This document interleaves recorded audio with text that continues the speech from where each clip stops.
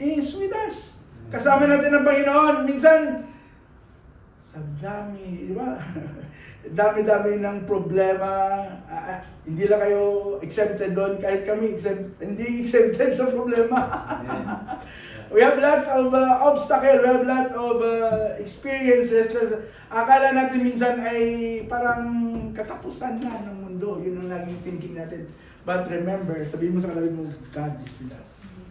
God is with us. He is Emmanuel. God is with us always. Kasama natin ang Panginoon. Amen? Amen.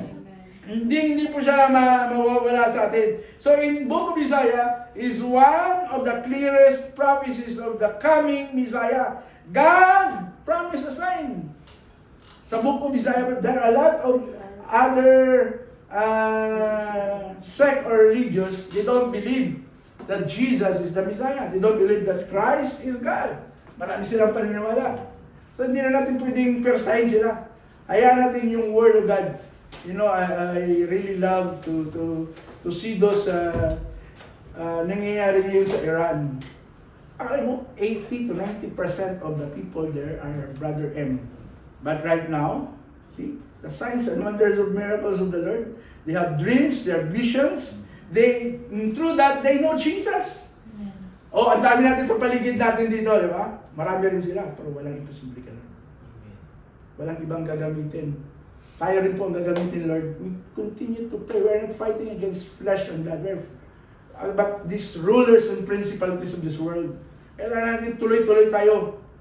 Because God is with us. Kasama natin ang Panginoon palagi. Yun yung kagandaan doon. Yung isang dati siyang Egyptian na tapos naging pastor na siya. Grabe siya ka radical when it comes to speaking of the Word of God. He said that the Brother M, na grabe yung growth nila. Talagang, akala mo, ilan ang asawa nila? Di ba? Pwede sila mag-asawa ng 4 hanggang 10, whatever.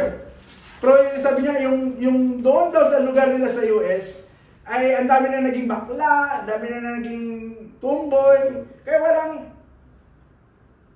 walang multiplication na nangyayari. Di ba? Sometimes it's really true happening right now in this world. But we continue. Never give up. Amen? May plano ang Lord.